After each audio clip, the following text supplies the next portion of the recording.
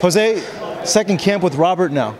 You guys are in the groove of things. How have you seen being in camp with Robert, and what do you think he's brought out of you now that you're 2 camps in with him? You know, it's been great. Our chemistry is just growing together. My confidence is growing as a fighter too, because I'm in a great place with a lot of talent. So I'm pushing myself daily, and Robert's bringing the best out of me. And I see it by the sparring sessions that I do. I seen it in my last fight, and we're gonna continue getting better. I'm still a young fighter. I'm still a young champion, so I have a lot to, you know, my body needs to mature still. So even if, you know, my body will develop naturally, you know, it will develop naturally. But I'm feeling really good. I'm feeling like this has been the best training camp in my whole entire career because of my conditioning, and because like I said, the way I see myself performing during sparring sessions. So I'm growing. I'm being a more mature fighter overall. I'm staying very composed in the ring. Now when I go in there, even when Top Rank came and to see me spar last time, Brad Goodman, Bruce Miguel Diaz, you know, the whole Top Rank family, they came to see me train. They were able to distinguish the difference between my sparring partner and me being the champion. You know, they were able to see a champion in there, and the way I was able to handle them and take control of the sparring sessions, even though I sparred 3 guys in 8 rounds, you know, and Robert right now he's bringing the fire out of me, because even to do 6 rounds I need 3 guys, you know. That's how intense I am right now in my sparring, with my volume, with my power behind my punches. So I'm feeling very good.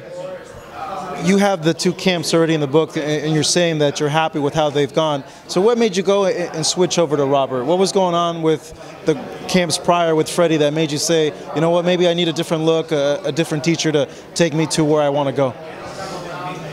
You know, like I said in my prior interviews, and I respect Freddie Roach, you know, and I respect him as a person. There's no grudge towards him, you know. He's a great legend. He's a great trainer, but I needed more of the spark in his eyes, you know, to be excited to be training, you know, a champion like myself, you know, or a future champion like myself. When you say that, elaborate. What do you mean by that? To see excitement, you know, the way he treats me and my overall team, you know, when they will come over to the gym, you know. You know, there's times that he had other priorities, you know, that came because maybe they were having bigger fights, you know, other people in the gym. So, or even the fights were the same, it's just that the money was different, was the difference, you know. And there's things like certain things that I get behind that he wasn't able to, you know, and it was probably because he had contracts, he had, you know, he's an image himself, you know. So I know he had some sponsors that he couldn't cross over. But there was things that I would get behind that it was important to me, and you know, now and by him stepping forward and being like, how can I help? You know, using my you know, to help you. You know, that would have told me something. You know, that would have told me that he's excited to see what I'm doing. You know, but I don't know if he ever really understood who I really was as a person.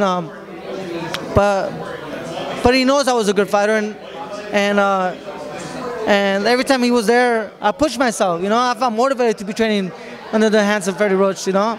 Now with Robert, I feel, you know, that my team gets treated with a lot of respect. Top Rank is happy, my manager's happy, my family, they're happy because they see me happy, they see the excitement that I have, and you know, the atmosphere in there, it's good. I like it, and I enjoy it, and I feel very comfortable. Is there a worry at all, because you were with Freddie, he knows your ins and outs, Zepeda is being trained by Freddie Roach, does that concern you? None at all, you know. It's a mix. There might be secrets there, you know, that he's telling Zepeda, like, hey, Jose has trouble with this, he's not good in this situation. Of course, you know. You know, he's definitely gonna give Zepeda the best advice. Which is I'm looking forward to it, because it just makes the fight more competitive, you know, and it makes it more exciting for the fans. But I'm with a great camp, you know, and I'm focused on what I'm going to bring to the table. I'm with a great coach that probably improved some of the things that that Freddie saw as mistakes. You know, I'm excited. First of all, Zepeda's a good fighter. He came to Freddie Roach as the 30-1, I believe, or 29-1. I think he has a fight on the knee with Freddie Roach, but Zepeda's he's a good boxer. He can box, and I think he's going to try to do that with you.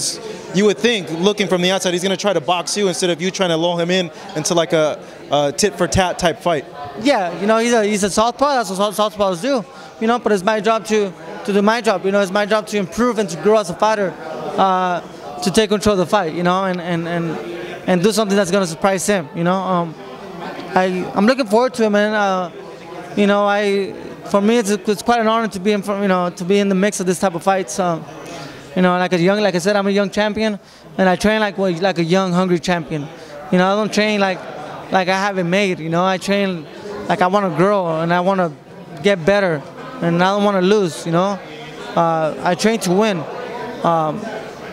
and hopefully I grow in there. You know, hopefully Zepeda helps me to grow as a fighter. You know, and it's gonna be a great fight.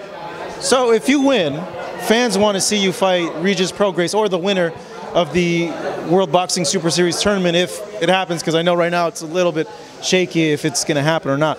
But is that fight something that you feel has to happen and that you will go in and fight him if it's available when he becomes available?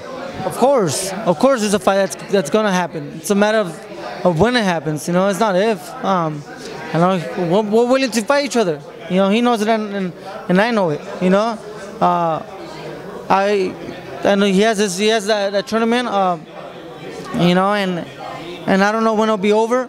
But when it does, I would love to fight him, and I would love to continue staying undefeated. So my belt is there. You know, so I could have him excited to fight me still. You know, I don't want to lose my title before the tournament's over. So, you know, I want to. I know I got my job to do, you know, and this side, it's not like I'm sitting back just waiting for him to finish with this tournament. But I would love to unify with Maurice Hooker too, you know, as while the tournament's going on.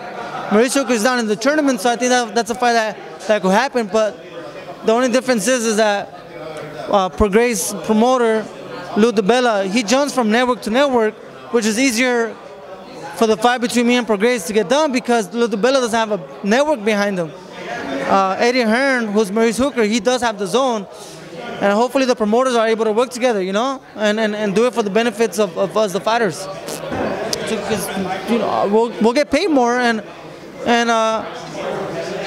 we're doing a unification match, so of course I want that fight, and I know Hooker would like that fight too, and then that'll make things more interesting for Grace, right? When he comes out and sees, you know, one of us with 2 titles, you know, I think it works out, but yeah, those are fights, man.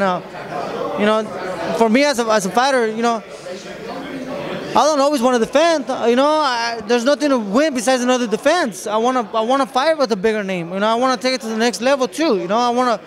Who's that bigger name then? Who's that next level? I would love to face like a, you know, if it's not obviously for a bout, unifying, which is my first option to unify. You know, obviously, but if that doesn't happen, I would love to face like. You know, like a Manny Pacquiao, you know, at 140 or even at catch weight, or Lomachenko, you know, but I doubt he'll move to 140. Maybe you'll entice him. You gotta, you know, call him out and see, you know. I'm not that type of guy, but that's how those fights start, you know. But we do talk about it between my manager, you know, and myself. We talk about it, you know. We bring it to the table with Bob Arum. We spoke about it earlier today, you know. Bob's answer was that Lomachenko's. He's a featherweight, fighting at a lightweight. You know, there's no plans of him moving to 140. I don't know if I could make 135. I could probably do a catch weight. You know, but there's, you know, guys with, you know, like Adrian Bronner, you know, guys out there that have good names, you know, and will allow me. Jorge Linares was a big name that I wanted to face. Jorge Linares. But now after his loss, you know, it makes it more difficult. You know, but there's a lot of, you know, Jose Zepeda, Virgil Ortiz. There's a lot of good 140 pounders that have, you know, that are not really in everybody's radar in the business part of boxing, but are good, strong fighters. You know, but I guess I gotta be patient, and hopefully my body develops too one day, where I can move to welterweight, you know, and fight Terence Crawford, fight all this great Danny Garcia, all this great 147-pounders out there. Future looks bright for you, but in order to get those fights, you got to win and train hard. Jose, thank you so much. I appreciate it and look forward to your fight here with Jose Ramirez and Marcos Villegas in Los Angeles.